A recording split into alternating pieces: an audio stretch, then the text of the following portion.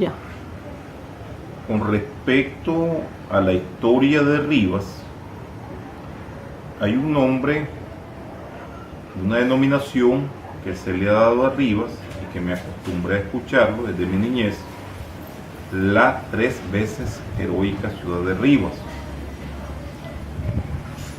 En ese sentido hay que decir de que Rivas no solamente es 3 veces heroica.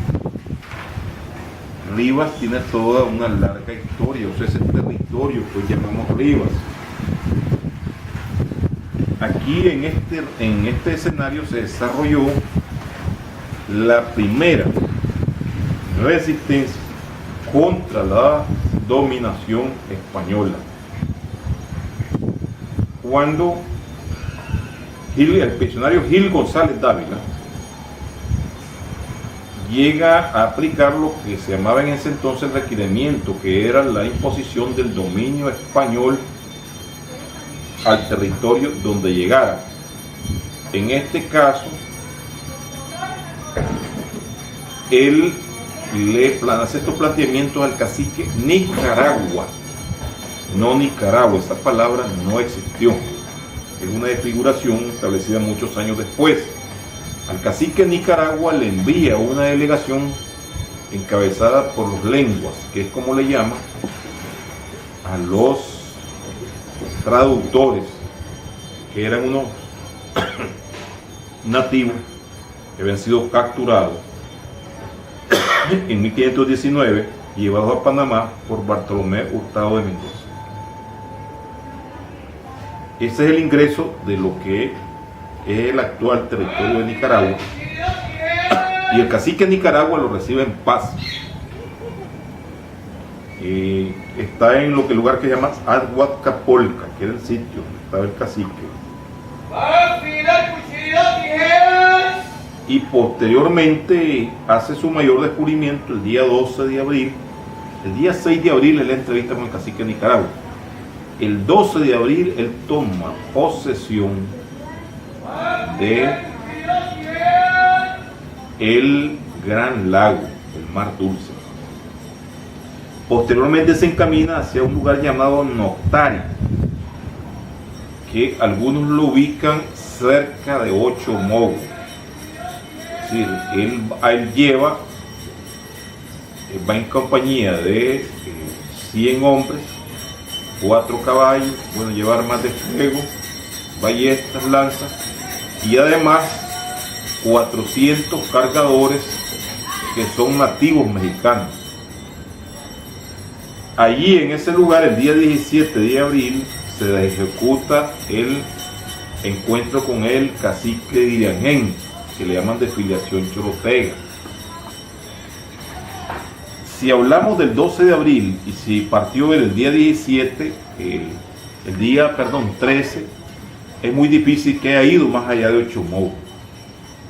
Por eso es que se habla, hemos hecho estudios de cómo caminan, la distancia que pudieron haber caminado tanto los expedicionarios con los cargadores, y se ubica en la parte posterior, o sea, ya en el Istmo de Rivas. Y él se entrevista con Diriangén el 14 de abril, sin que no pudo alejarse mucho del Istmo, en lo absoluto. Entonces él el 17 de abril se inicia la batalla con la fuerza de Iriangén, un combate de media hora, pero al día siguiente, el 18, al pasar por la ciudad donde se entrevistó con el cacique de Nicaragua, la población, ¿verdad?, Aguatcapolca, es atacado por las fuerzas del cacique de Nicaragua en una batalla que se prolonga desde el mediodía hasta el anochecer, que es donde realmente los españoles tienen bajas, donde también la población indígena sufre bajas, y Gil González se convence que tiene que salir del país. O incluso le decían, ¡ju, ja!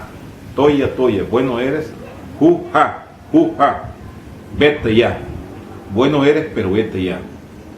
Recuerden que esa palabra todavía la utiliza la población campesina nuestra. En todo Nicaragua decimos ¡ja!, como para vete, al llamado de los animales, o si no, ¡su! ¿no? Arriba los vacas. Es decir, arriar animales, vacas y gallinas, etc. Entonces, luego Rivas continúa toda una serie de, ya por la dominación española, ¿verdad?, se puede destacar en otro hecho como es la batalla que se sostiene porque se le otorga el título de villa. Esto sucede el 29 de mayo de 1720, en donde los ribenses o Nicaragua, como se le llamaba en ese momento, pues le llamaba Villa de Nicaragua, es el nombre original, tienen que ponerle Rivas en honor de gobernador, el capitán general Manuel Rodríguez de Rivas, porque para lograr que poniendo el apellido de él le diera el título de villa. Y entonces esa es dicen, lo que podríamos decir es que del nombre correcto, que era Nicaragua, adquirió un nombre corrupto, porque años después Rodríguez de Rivas es acusado de malversación de fondos por el gobierno español, ¿verdad? Poco tiempo después de este hecho. Ya recordemos que es capitán general en Guatemala. Esa es una batalla. Las otras hay que destacar que Rivas fue también el foco fundamental en los movimientos que se dieron entre noviembre de 1811 y marzo de 1812, que son auténticos movimientos preindependentistas, en donde la situación anómala que se da en la corona española, allá en la península ibérica, donde Fernando es capturado por Napoleón, entonces se producen los movimientos juntistas, que son movimientos de criollos disfrazados de fidelidad al rey, pero que persiguen la independencia de estas tierras, ¿verdad?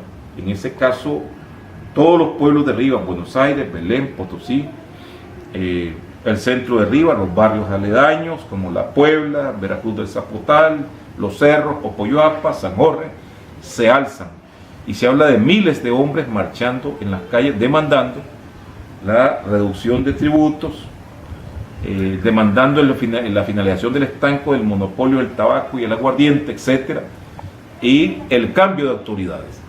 Este movimiento es ahogado en sangre, como se sabe, y que los rebeldes resisten en último bastión que Granada. Posteriormente Rivas es centro de luchas cuando entre 1845 y 1849 se desarrollan las llamadas guerras anárquicas, que involucran a comuneros indígenas, campesinos de ambos sexos. Cuando hablo de ambos sexos hay participación de mujeres, sobre todo en la lucha contra el estanco del aguardiente y el tabaco, porque la forma de vida de gran parte de la población era a partir de estos dos productos, que al ser estancados por el Estado mandan a la pobreza a mucha gente. Pero además la gente pelea porque se preserven los títulos reales de las comunidades y los ejidos. En este caso participan los vecinos del barrio La Puebla, los comuneros indígenas de Los Cerros, Veracruz del Zapotal, Popoyoapa, San Jorge. Es decir, una auténtica guerra social que puede decirse de propietarios contra indígenas y campesinos y propietarios medianos. Esta guerra tiene su punto final en una batalla que se da entre el 12 y el 13 de julio, desde el 9 de julio en adelante, ¿verdad? Hasta que se produce el encuentro y se produce la ejecución. Son derrotados los rebeldes y ahí se produce la ejecución del general rebelde Bernabé Somoza Martínez. Después Rivas va a ser el centro fundamental de las batallas de Walker. La primera batalla contra Walker se da el 29 de junio de 1855, cuando Walker trata de ocupar este bastión como aliado de los democráticos, y ahí es donde se produce el heroísmo de Manuel Mongalvo y Rubio y de Felipe Neri Fajardo. Manuel Mongalvo y Rubio era nativo de Rivas y Fajardo de Granada, y además Mongalvo era maestro, no era un guerrillero, no era una persona preparada, pues.